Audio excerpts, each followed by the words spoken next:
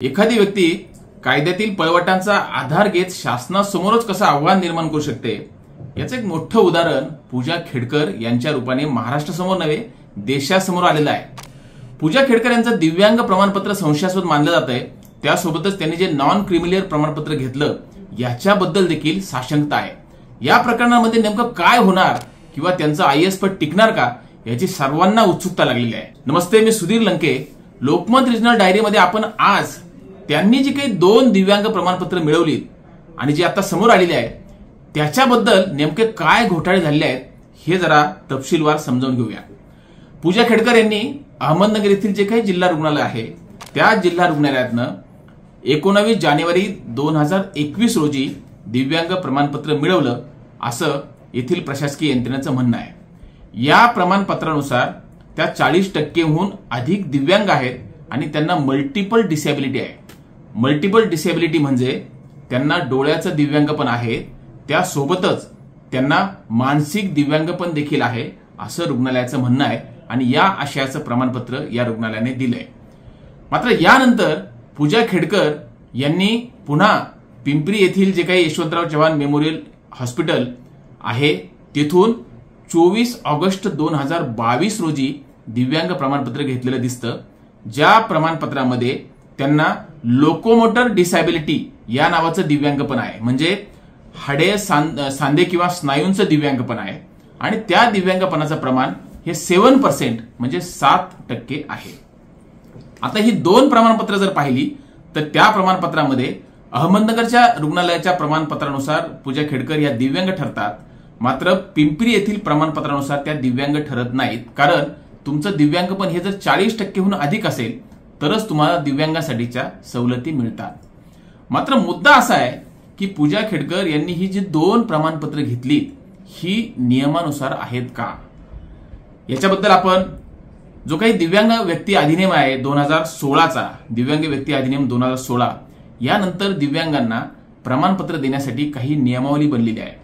त्याच्यामधील पहिला नियम असा आहे की दिव्यांगांना प्रमाणपत्र कुठल्या हॉस्पिटलमध्ये दिलं जाईल याची हॉस्पिटलची एक निश्चिती झालेली आहे। त्या प्रत्येक हॉस्पिटलमध्ये 3 सदस्यांचं मेडिकल बोर्ड असेल, त्या समोर जाऊन रुग्णाची तपासणी होईल आणि नंतरच दिव्यांग प्रमाणपत्र मिळेल। पूर्वी हे प्रमाणपत्र महाराष्ट्र शासनाने जे काही ऑनलाईन प्रणाली विकसित केली होती त्याला SADM असं म्हटलंय, म्हणजे software assessment of disability Maharashtra. या प्रणालीनुसार हे दिव्यांग प्रमाणपत्र मिळत होतं। मात्र यामध्ये नंतर बदल झाले आणि 2 ऑक्टोबर 2018 नंतर दिव्यांगांसाठी देशभर UDID क्रमांक आणण्यात आला।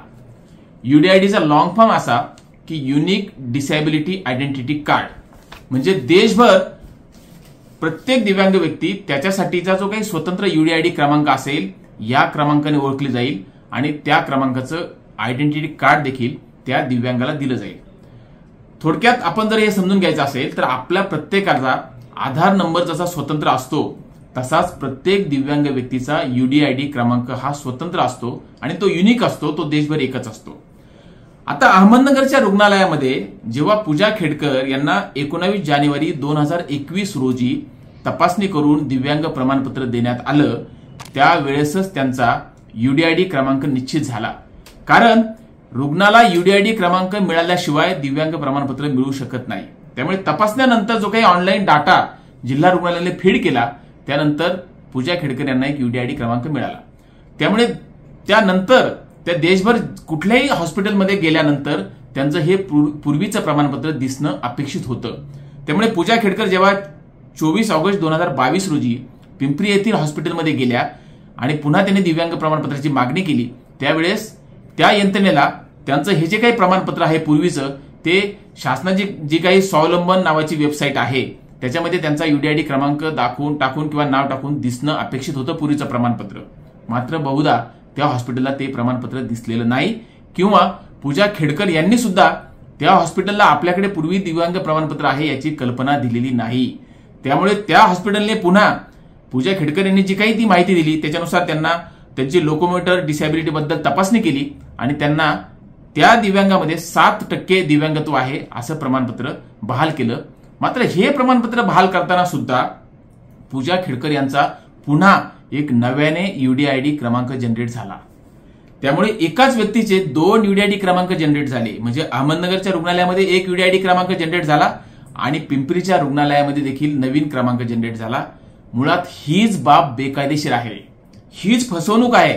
कारण दिव्यांग व्यक्तीला जर एकच UDID क्रमांक द्यायचा असेल तर पूजा खेडकर यांना 2 UDID क्रमांक कसे मिळाले, हीच बाब आक्षेपार्ह आहे आणि एकूणच केंद्र सरकार समोर देखील ही बाब आव्हान निर्माण करणारी आहे. आता हे 2 क्रमांक पूजा खेडकर यांना का मिळाले असावेत?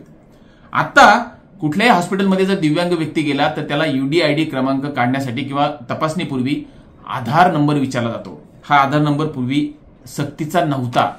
त्यामुळे अहमदनगर येथे तपासणी करताना पूजा खेडकर यांनी आपला आधार नंबर सांगितलेला नसावा आणि पिंपरीच्या रुग्णालयात देखील जे काही डॉक्युमेंट समोर आलेले आहेत त्यानुसार त्यांनी तेथेही त्यांचा आधार नंबर दिलेला नाही. त्यामुळे त्यांची आधार नंबरवरनं ओळख पिंपरी हॉस्पिटलला पटवता आली नाही. दुसरी गोष्ट अशी की पूजा खेडकर यांनी या 2 हॉस्पिटलमध्ये आपली वेगवेगळी नावं सांगितलेली आहे. म्हणजे अहमदनगरला त्यांनी पूजा दिलीप खेडकर या नावाचा वापर केला तर पिंपरी येथील रुग्णालयामध्ये त्यांनी प्रमाणपत्र काढताना पूजा मनोरमा दिलीप खेडकर अशा नावाचा वापर केला. म्हणजे नावांमध्ये बदल आला, आधार नंबर त्यांनी दिला नाही. त्यामुळे पिंपरी येथील हॉस्पिटलला त्यांच्या पूर्वीच्या प्रमाणपत्राबद्दल कदाचित काहीच कल्पना मिळू शकली नाही. पूजा खेडकर यांनी ही कल्पना देणं अपेक्षित होतं, मात्र त्यांनी देखील ती कल्पना दिली नाही. आणि यामध्ये UDID नावाची जी सिस्टीम आहे, जी केंद्र सरकारने विकसित केलेली आहे, त्या सिस्टीमची फसवणूक झाली. ही शासनाची फसवणूक झाली आणि एकाच व्यक्तीने 2 UDID क्रमांक घेऊन शासकीय नियमांचा भंग केलेला आहे.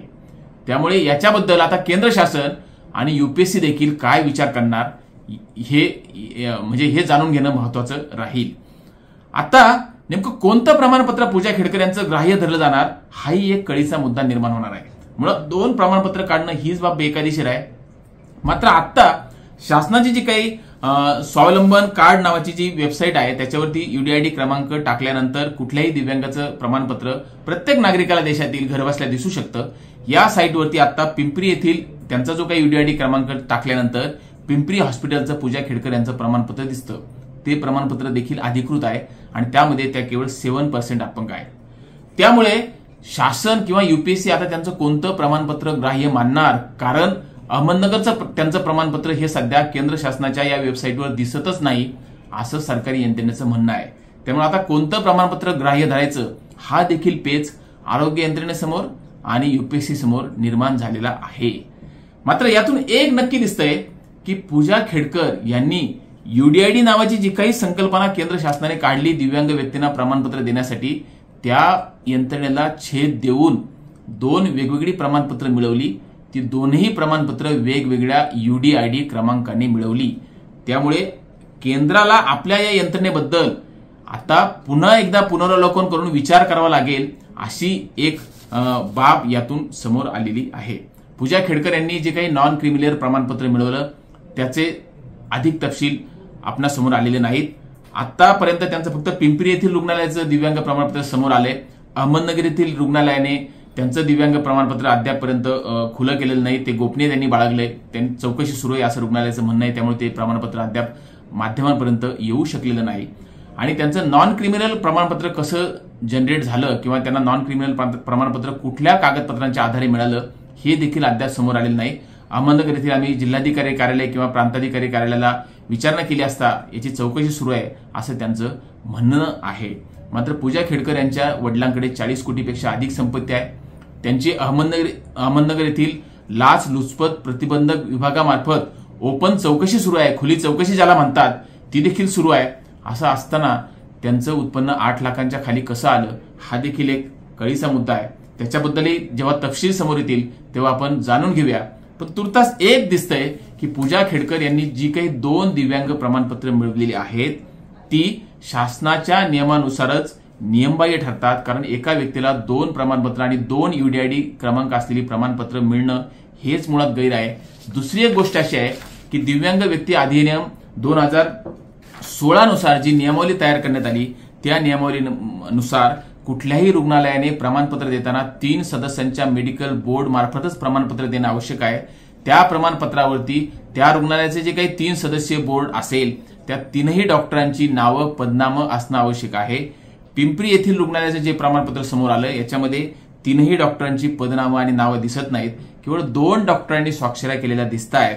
त्यामुळे दिव्यांग प्रमाणपत्र ही नियमानुसार दिली जात आहेत का, हा देखील प्रश्न पूजा खेडकर यांचं हे प्रमाणपत्र पाहिल्यानंतर निर्माण झालेला आहे. याच्याबद्दल महाराष्ट्र शासनालाही विचार करावा लागणार आहे. आम्ही पहिल्या व्हिडिओमध्ये हा प्रश्न उपस्थित केला होता की महाराष्ट्रामध्ये अनेक धडधाकट व्यक्तींना चुकीच्या पद्धतीने दिव्यांग प्रमाणपत्र दिली जात आहेत. याच्याबद्दल सार्वजनिक आरोग्य विभाग काही खुलासा करेल का, महाराष्ट्राचे आरोग्यमंत्री याच्याबद्दल काही भाष्य करतील का, मात्र त्यांनी अद्यापर्यंत काही भाष्य केलेलं नाही. समाज कल्याण विभाग हा विभाग दिव्यांग व्यक्तींची काळजी घेतो, त्यांना त्यांचे लाभ सोयी सवलती मिळवून देतो. मात्र अनेक धडधाकट व्यक्ती दिव्यांग बनून खऱ्या दिव्यांग व्यक्तींवरती अन्याय करत आहेत असं दिसतं आहे. मात्र याबद्दल अपंग दिव्यांग कल्याण विभागाचे आयुक्त असतील किंवा समाज कल्याण मंत्री असतील यांनी देखील अद्याप काही भाष्य केलेलं नाही. एकूणच दिव्यांग प्रमाणपत्र कशी मिळतात हा मुद्दा यातनं महाराष्ट्राच्या आणि देशाच्याही समोर आलेला आहे. याच्याबद्दल काही सुधारणा होणार आहेत का किंवा सुधारणा करण्याची नितांत आवश्यकता आहे हे पूजा खेडकर प्रकरणातनं समोर आलेलं आहे. अपंग किंवा दिव्यांग व्यक्ती अधिनियमानुसार एकूण 21 प्रकारचे दिव्यांगपण असतात. त्याच्यामध्ये मानसिक आजार किंवा मेंटल इलनेस हा देखील एक दिव्यांगपणाचा प्रकार आहे. मात्र मानसिक आजारासारखं दिव्यांगपण असणाऱ्या व्यक्तीला IAS आणि IPS यासारख्या महत्वाच्या पदांवरती संधी देणं उचित आहे का, हा देखील मुद्दा पूजा खेडकर यांच्या या प्रकरणामुळे देशभर चर्चेला जाणार आहे. UPSCला जेव्हा उमेदवार खोटी माहिती देतात किंवा काही दिशाभूल करणारी कागदपत्र देतात, काही कागदपत्रांमध्ये जर फेरफार करून कागदपत्र दिली जात असतील तर अशा उमेदवारांवरती UPSC कारवाई करते. UPSCचा जर आपण अहवाल पाहिला तर 2021-22 या वर्षामध्ये अशा 8 उमेदवारांवरती UPSCने कारवाई केलेली आहे. त्यामुळे पूजा खेडकर यांनी जी काही 2 वेगवेगळी प्रमाणपत्र काढली ही UPSCला चालणार आहेत का किंवा याच्याबद्दल UPSC काय निर्णय घेणार याच्याकडे सर्वांचं लक्ष लागणार आहे. आपण याबद्दलचे आणखी विश्लेषण जाणून घेऊयात. तुर्तास येथेच थांबतो. धन्यवाद.